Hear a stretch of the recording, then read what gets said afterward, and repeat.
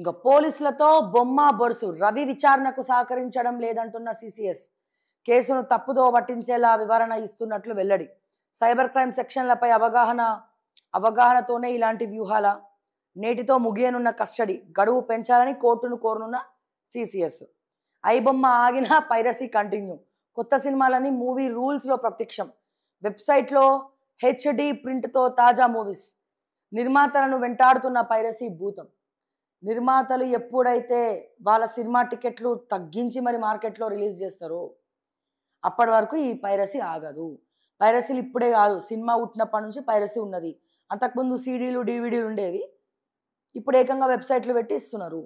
ఇప్పుడు ఇదే ఐబొమ్మ రవి చూడండి ఎంత ఎవరికైనా ఐబొమ్మ పోర్టల్ సినిమాలు డౌన్లోడ్ చేయాలంటే ఎస్బీఐ పోర్టల్లోకి వెళ్ళి లింక్ పేస్ట్ చేయాలంట, లేకపోతే ఎస్బీఐ పోర్టల్లోకి వెళ్ళి అక్కడి నుంచి మనం డౌన్లోడ్ చేసుకోవాలంట.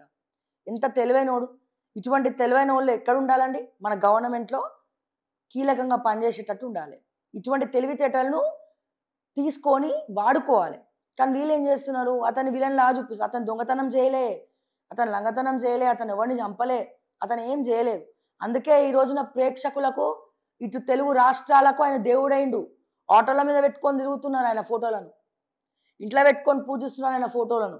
నిజంగా తెలుగు కానీ తెలంగాణ ఆంధ్ర కానీ ఎంతోమంది ప్రేక్షకులు, ఎంతోమంది వీక్షకులు హీరోలను పూజించేవాళ్ళు, గౌరవించేవాళ్ళు, సినిమాలు ఎక్కువ చూసేటోళ్ళు అందరూ కూడా చాలామంది ఉన్నారు.